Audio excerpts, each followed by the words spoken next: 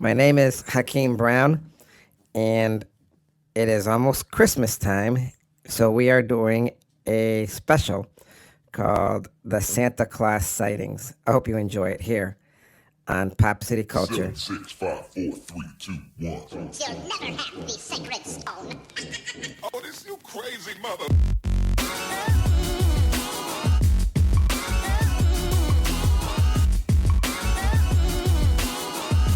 Welcome to the most listened to international podcast around the world.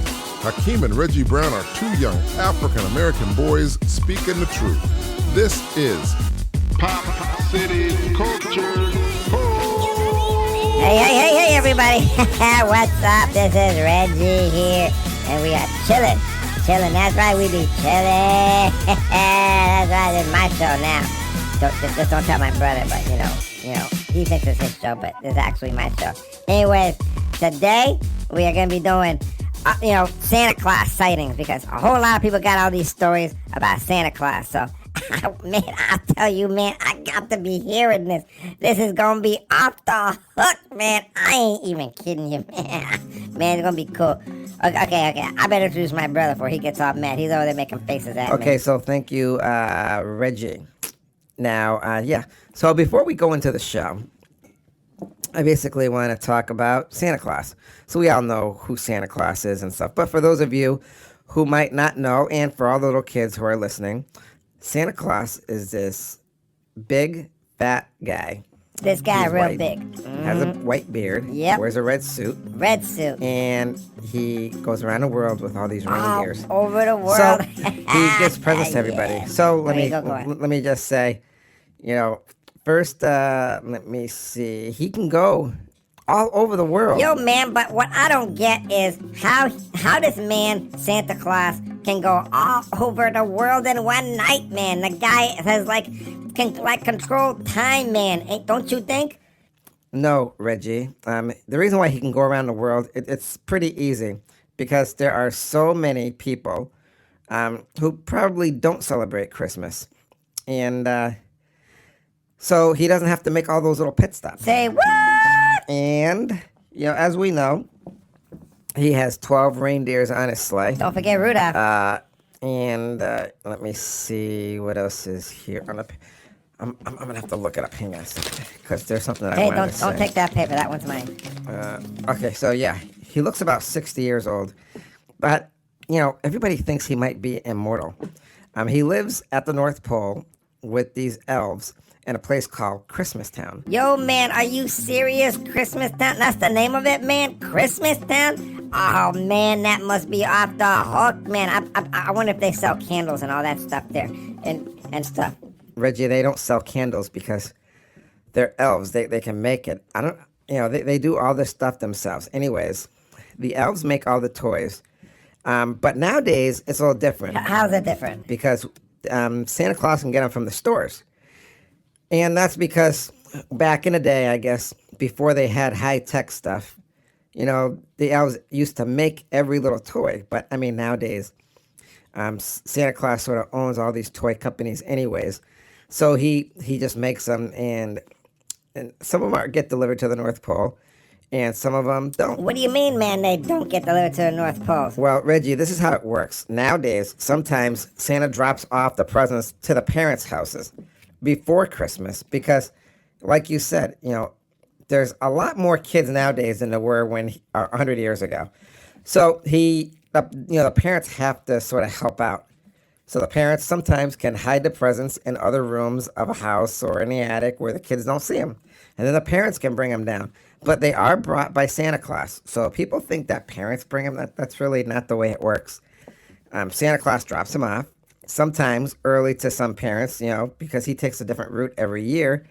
And in the morning, the parents throw them out there and stuff. Anyways, the reindeers fly, and they're born in the North Pole. Now, because they're born in the North Pole, there's this huge magnetic field. If anybody knows science, magnetic fields. I don't know much about science. I know a lot about science. I don't know how magnetic fields works, but I guess they're really strong. And since they're born, these are the only animals, though, that are born in the North Pole.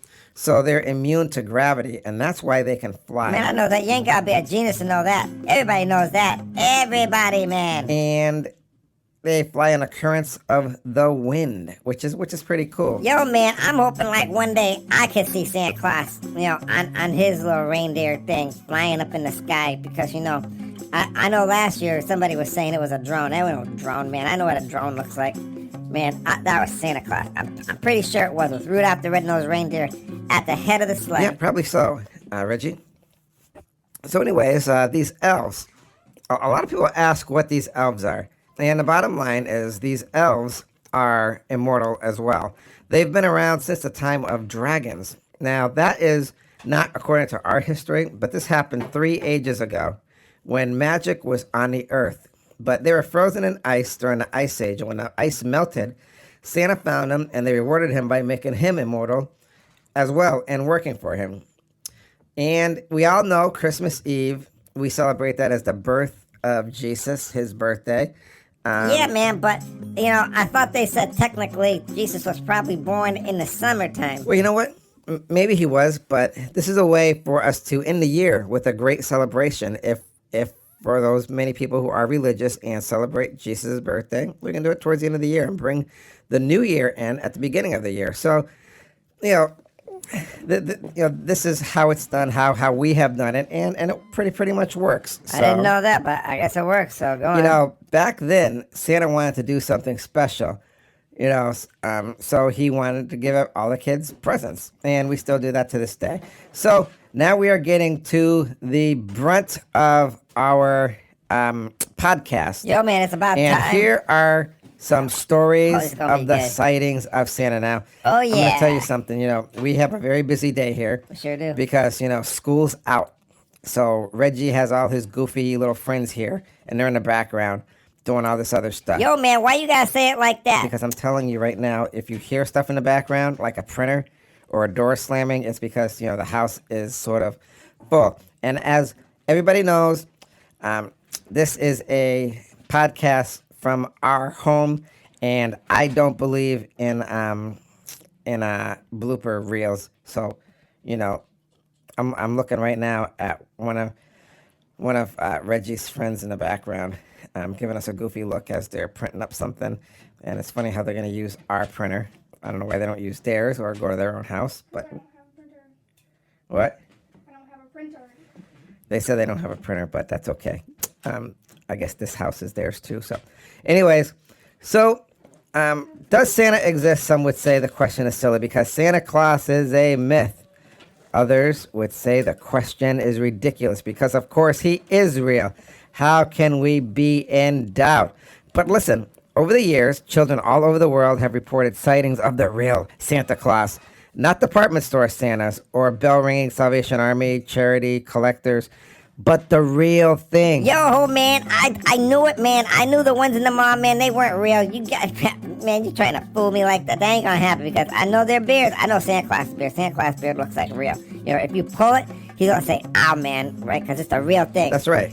Some even claim, Reggie, that they saw St. Nick's sleigh and reindeers, and these simply illusions seem have been seen through the child's of Christmas eyes with excitement and expectations. But here are some of the stories adults and children tell of the mysterious Christmas Eve sightings gone by. Now, here we go.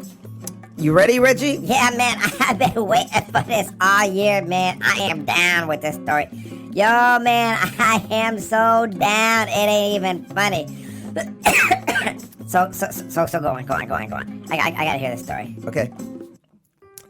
So this is from Bristol, England in 2000. This is now these are all the letters that people wrote us, so we're reading them to you. From Bristol, England, 2000. I am 14 now, but this happened back in 2000 in my old house in Bristol, England. I was with my mom and dad and my sister. It was about midnight on Christmas Eve, and I was the only one awake because I was really excited. I could hear these big footsteps in my living room. I was quite scared, and I could also hear bells tingling above me. So I wanted to see what was going on. I walked down the stairs very slowly, and I could see this big man putting presents around my living room. I wanted to say something, but I was too scared to do it because I thought he would be angry. I ran back upstairs and went back to sleep. I was convinced I saw the real Santa Claus and told everyone in the morning, but no one believed me. Alex H. Yo, man. Oh, man, that's off the hook, man. Oh, man. Oh, I don't know what to say, man. Man, if that was me, I would have been scared, too. I mean, I know when I was a kid, I saw Santa Claus, too. I mean, I thought I saw him, and I thought I heard him, and I was looking right outside, and oh, man. This is going to be good. This is going to be a good show. Okay, Hakeem, what do you think? I think that kid did the right thing. I think he did the right thing by going back to bed, because you never know, Santa might have been angry. So here's the next one. Oh, the next man. one These is things are getting good. from New York City, and this is what they wrote in. It was Christmas Eve, 2002, in New York City. My parents had invited some friends and relatives over for dinner, sort of like Christmas Eve celebration. After that, I decided to go to my room to watch some television, but there was nothing good to watch. I then found myself pacing back and forth in the hallway. My house is so big, so there was no one with me. Everyone was in the living room watching a movie I wasn't interested in. About 7 minutes into my pacing, I saw a tall, fat figure scurry away about 20 feet away from me. It was crouched down, too. It was even wearing some sort of Santa Claus suit. I didn't believe in Santa, but this just freaked me out. There was a strange man in my house. I quickly ran to where my parents were and told them about it. They grinned at me and said jokingly, maybe it was Santa Claus. I didn't believe that, so I just sat down in the living room with my family and everybody else. Then it occurred again on Christmas Eve, 2004. I remember it so vividly than the last one. I was lying on the couch in the living room. My parents were in the kitchen having a conversation about a business blog or something. Suddenly, I saw a huge man about 7 or 8 feet tall crawling underneath the tree and just vanish.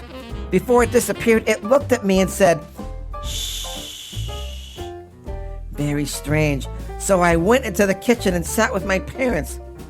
Similar thing occurred the following Christmas. I recall one in 2007. It was daylight this time, and I just happened to see another tall figure with a Santa hat trudge by me for 2 seconds. Then it was gone. This really happened. Oh, no, man. Oh, my God. That was...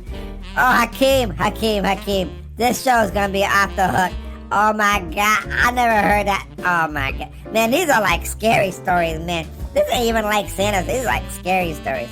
Yeah, well, a little kid probably might be a little scared because they're supposed to be in bed, Reggie. You know what I mean? Yeah, oh, man. I know exactly what you mean. Man, I am so glad we are doing this podcast about Santa Claus and all the sightings because, man, I didn't know it was this. This is like an epidemic of sightings, man. You know what I mean? Yeah, Reggie. I know what you mean. So, hey, Reggie, do you want to hear another one? Man, do horses like corn on the cob with butter on it and sweet peas and hot sauce? Man, of course I do. Man, what kind of question is that? Man, you gotta be kidding me. Man, you stupid or something? Man, just go on. I'm here. That's why I'm here, right? Go on. Yes, Reggie, that is why you and a billion other people listening to our podcast are here. So, this is called 1969. So, here we go. I had an experience when I was 3 years old and still young enough to wear footed pajamas. The year was maybe 1969, Christmas Eve. I wanted to see what Santa had brought me, so I quietly walked down the hallway and looked around the corner to our living room. I saw my parents and someone I didn't know hanging around our tree. The stranger was an old guy with a white beard and hair with a red suit. I quickly went to my room as fast as I could with footed pajamas and slid in the bed. I told my mom what happened many years ago later, and she insisted that I was dreaming or that it was my dad. That wasn't possible because my dad was sitting in a chair behind the stranger, and my mom was standing right next to my dad. I'm African American, and during that time, the tenants in our building were all African American, so Santa was out. Oh, man, he saw Santa Claus. Man, he got some proof, too. Man, some of these people, man, they ought to take a picture, on their cameras or their iPads or computers or something. You know what I mean? No, man, because I'd like to catch a picture. Reggie, this letter was from 1969, so they didn't have iPads and computers then. Yo, man, I know that, but this ain't gonna be that kind of show when you're gonna cut me down. Because, I'm into the Christmas spirit right now. I gotta hear a lot of these stories. You got another one? Yeah, this is called, someone wrote this in, they wrote Neighborhood, 1973. And it goes like this. One Christmas Eve, about 35 years ago, while I was in my teens, I was in my car with my parents, returning home very late at night. We were talking the whole way about Santa Claus and how great it would be if he really did exist. As we pulled into the driveway of our house, there he was, tiptoeing in the snow in between two houses across the street. We all laughed, and we saw this and remembered the incident for many Christmases thereafter. P.S. No robberies were reported. Oh, man. Yo, man, now that's a witness, man. That's like a real witness, know what I'm saying? Oh, man. See, I'm telling you, man. People be seeing Santa Claus. I know Santa's real. I know he's real, man. Because, No, Reggie, why don't you tell me? People see him, man. There ain't no doubt in that. You know what I'm saying? Yes, Reggie, I know what you're saying. So the next one is because, I'm going to keep going because we have so many letters here. And I really want people's stories to get out there because I think it's really important. How about you, Reggie? Yo, man, I think it's beyond important. I think people really need to know what's going on because, man, this is like this is like one of those government conspiracies, They say seeing is believing. And you know what I say? Well, what do you say, Reggie? I say seeing is believing. What you think? Ain't that what I just said? Yes, Reggie, I know. So, the next story is called Bright Light, and this is from 2003. I am 13 now, but I saw something when I was 7. It was dark, nighttime, around midnight on Christmas Eve. I was in bed, but I wasn't asleep. Who could be? All of a sudden, I saw a red light beaming down into my window. It was so bright, and somehow I knew it was him. I looked up in the sky, but all I could see was the bright light coming from a small object. I didn't hear a helicopter or anything, but I did hear a unique sound of bells, and of course, the sound of hooves tapping on the roof. These sounds lasted for a few seconds. After the light had disappeared, they were all gone.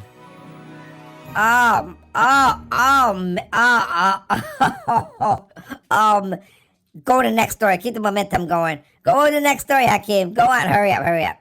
Okay, so this one is San Antonio.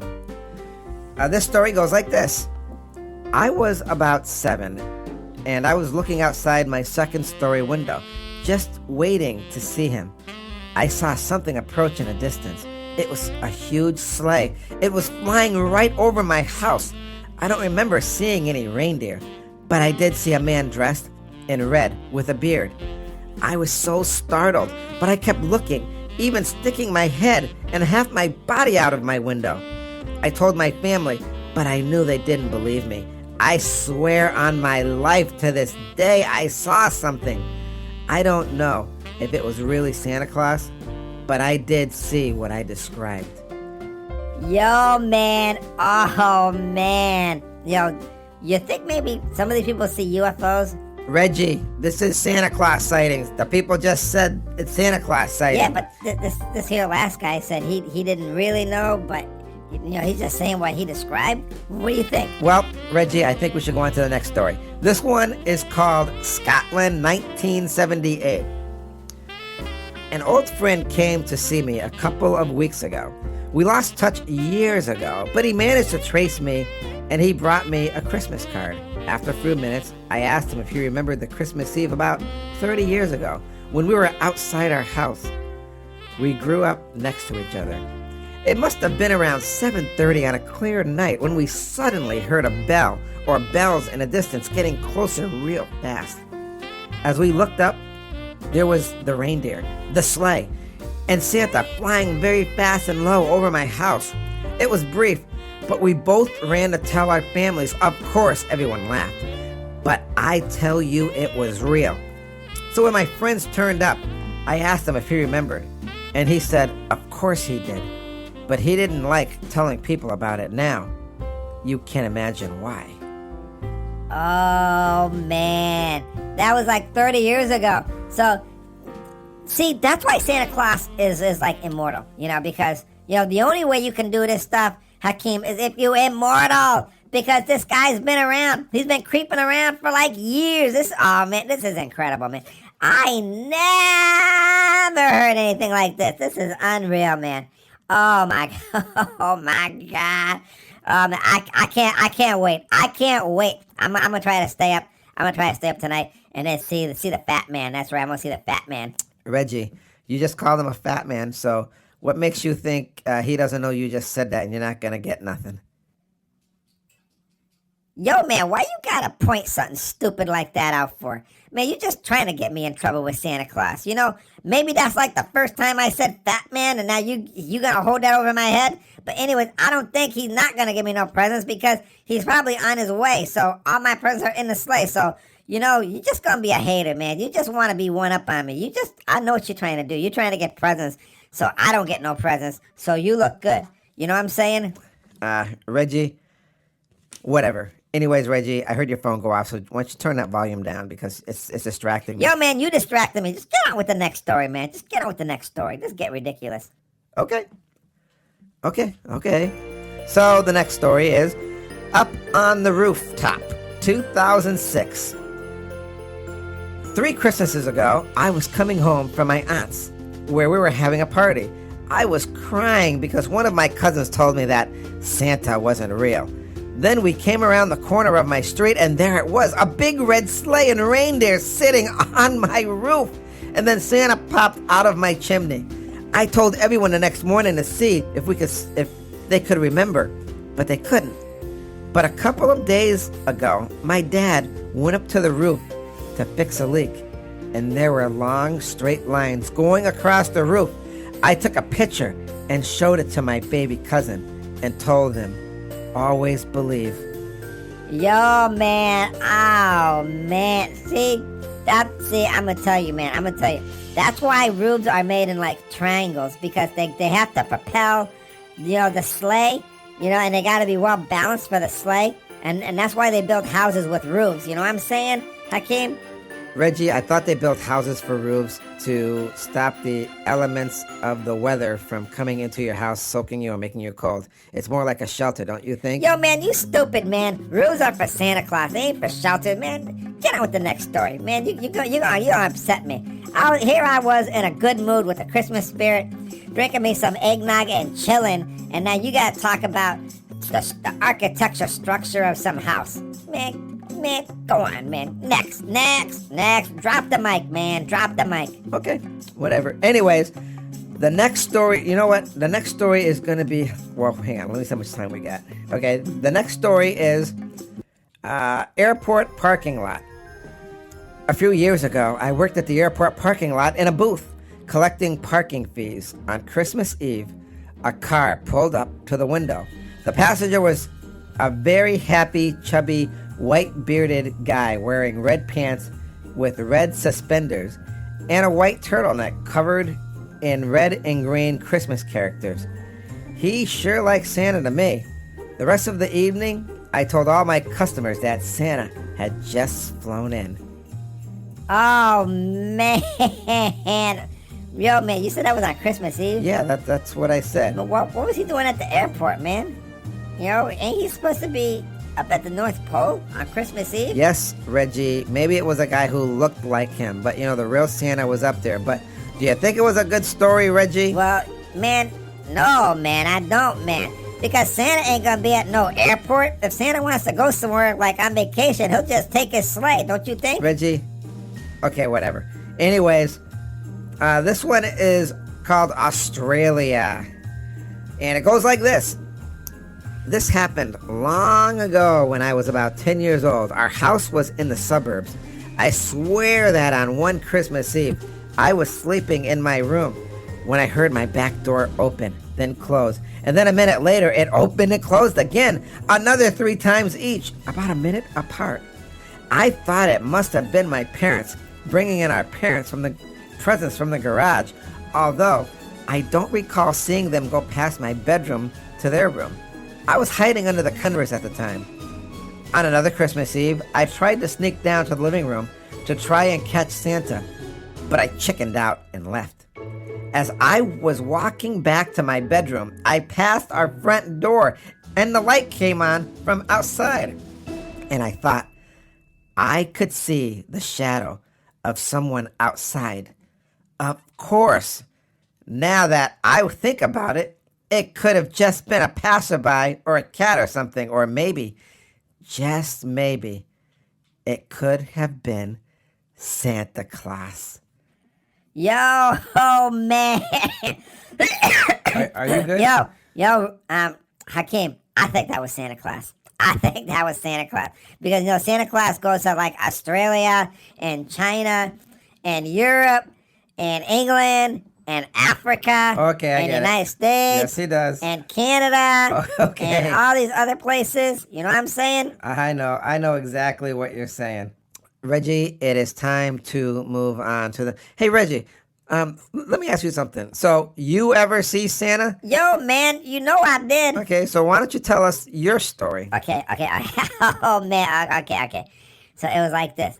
I remember, this was like years ago. You were there, man. You were there. I remember if this is the same And story. we had our bedroom. We were sharing the bedroom, so I couldn't sleep. And I was like, hey, I think I hear something in the living room. And then you were like, Reggie, go back to bed. And I was like, no, I ain't going back to bed. And then you were like, Reggie, go back to bed. And I was like, no, I ain't going back to bed. And then you were like, Reggie, you gotta go back to bed. And I was like, I ain't going back to bed. So then I took the covers off, you know what I'm saying? And I went into my like ninja mode, and I started crawling on the floor like a ninja.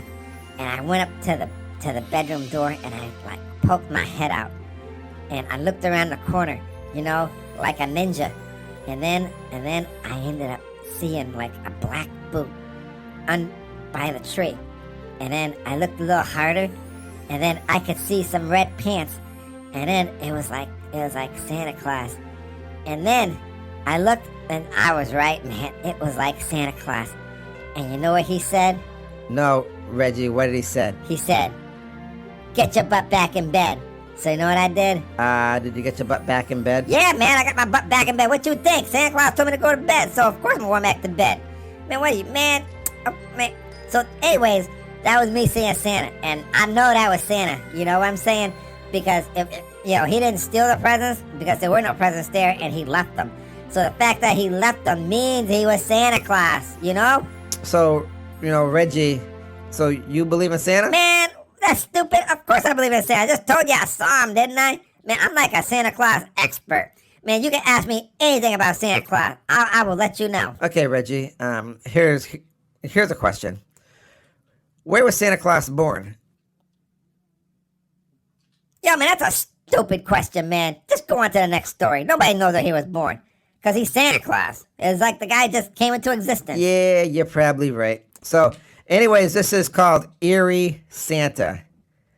Now, I haven't read this story before, so I'm just letting you know. I think the word is Eerie Santa. So, let's see what the story says. I was 5 years old, and I was in my room when I heard shuffling in the living room. I got up and peered around the doorway. when I saw a man in a Santa suit standing in front of the Christmas tree. He must have felt my presence because he turned around and looked at me. He didn't look jolly or kind and happy like you would expect Santa Claus to. He looked kind of eerie, like he was staring into my soul. Automatically, I ran into my parents' room and hid under the covers. I don't know why I was so scared at the time, but I wrote it off as a dream for a while before I forgot about it completely. Years later, I remembered it. I thought it could have been a burglar. But when I asked my parents, nothing was ever missed from the apartment. The only time we were ever robbed was when we moved later on. The only explanation I have now is that it was some kind of apparition.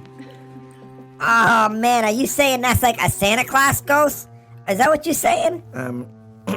Well, Reggie, I don't know. I'm just reading the story, and that was quite the story. You know what I'm saying? Yo, man, I know what you're saying.